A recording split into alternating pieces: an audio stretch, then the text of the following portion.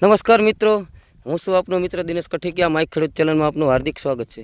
આ છે આપણા ખેડૂત પ્રગતિશીલ ખેડૂત છે. આ અમારા દાણાવાડાના સારા એવા ખેડૂત, એટલે કે બહુ હોશિયાર ખેડૂત છે, નરસિંહભાઈ રાજાભાઈ નાકિયા, ગામ દાણાવાડા. તો ખેડૂત મિત્રો, આ નરસિંહભાઈને આપણે પૂછશું કે આ જીરું જે કર્યું બરાબર, એ આ પડામાં હું એમને પૂછું કે નરસિંહભાઈ, તમે જ્યારે છેલ્લી વાર જીરું વાવ્યું, એટલે કે જીયા આ વરે વાયું એને આગલા વર્ષે તમે નહોતું, એને આગલા વર્ષે જીરું તમારું કેવું સુકાણું હતું?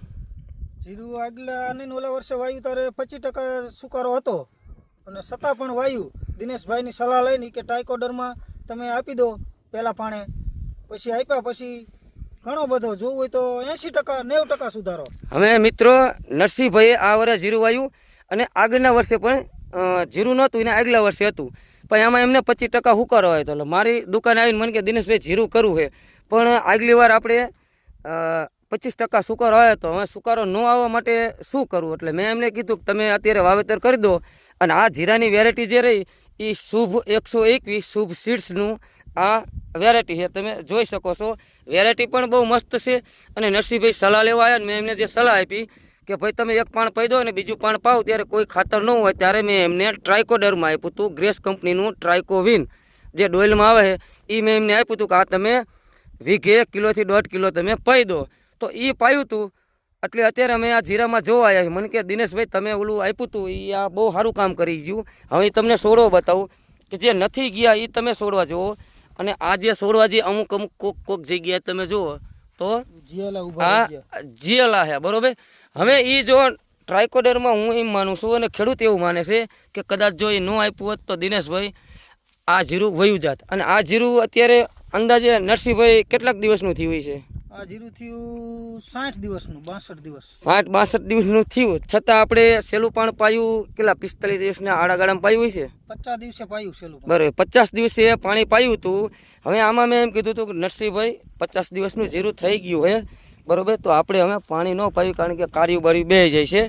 અરે કે કાર્યું ન આવે એટલે કીધું કંઈ વાંધો નહીં, આપણે કાર્ય માટેની એડવાન્સ દવા આપણે વાપરી વાળ્યું. એટલે કાર્ય માટેની એમને એડવાન્સ દવા છટાવી, પછી પાણી પીવરાયું, અને અત્યારે પાછી કાર્યની દવા પાછી છાંટી દીધી.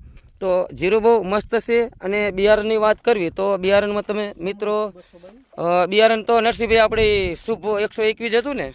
222 સમૃદ્ધ હતું કે કયું હતું? સમૃદ્ધ 222. બરાબર, સમૃદ્ધ 222 જીરું જે રહ્યું ને, સમૃદ્ધ 222 હતું. સોરી, કારણ કે એક બીજા પડામાં જે વાવેલું હોય ને એમાં હતું શુભ 121, અને આ પડામાં છે સમૃદ્ધ 222 બરાબર. તો આ તમે જીરું મિત્રો જોઈ શકો છો, બહુ જીરું ફર્સ્ટ ક્લાસ છે. અને એને તમે છોડવા પણ તમે જુઓ કે આ જે છોડવા રહ્યા તમે જોઈ શકો છો. હવે આ તમે આ કાયદેસર એ ઢીસણે અડું છોડવા થઈ ગયા છે. એવડા છોડવા આ ખેડૂત નરસિંહભાઈ એમ કહે કે ના, જીરાનું બિયારણ પણ સારું છે. અને દવાની વાત કરવી તો નરસિંહભાઈ, દવા જે હું તમને આપું, ચમ તમને લાગ્યું કે દિનેશભાઈ દવા સારી વેચે છે કે ખરાબ વેચે, કેવી વેચે? દિનેશભાઈની દવાની વાત ન થાય, ખૂબ સરસ દવા. જે દવા મારો એટલે રિઝલ્ટ આવે જ તે.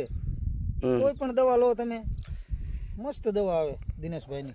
હવે મિત્રો, મારા યુટ્યુબમાં વિડીયો આવે છે, ઘણા ખેડૂત મિત્રના ફોન પણ એવા આવે કે દિનેશભાઈ અમારા એરિયામાં દવા નથી મળતી, તો તમે કુરિયરનું ચાલુ કરો કે અમને દવા મળી જાય. પણ મિત્રો, હું નકરો કે દવાના ડબલા વેચી દઉં એના માટે નથી વ્યાપાર કરતો. મારી પાસે લોકલ જે ગરાગી પણ એટલી છે, બહારથી પણ એટલા આવે છે માણસો, તો એવો ટાઈમ મળતો નથી અને હું એવું કરતો નથી. તમારી સલાહ એટલે કે તમને સાચું જ્ઞાન મળે કે કઈ રીતનું જીરું કરવું, શું કરવું, એના માટે હું વિડીયો બનાવું છું. બાકી દવાના ડબલા વેચી દેવા કે દવા નકરી વેચી દેવી એના માટે હું વિડીયો નથી બનાવતો.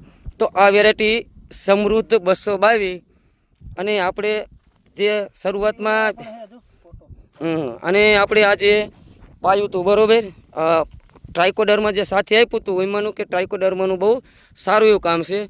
અને નરસિંહભાઈ એમ કે સામે કોથરી ટીંગા છે, હું ઝૂમ કરું જોઈ લેવી આથી બરાબર.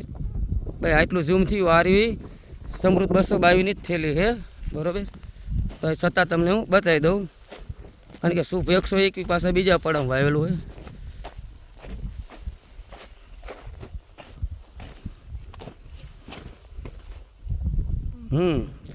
એ જ છે. તો હજી થોડોક આગળ હાલું અને જોઈ લો આ વેરાયટી.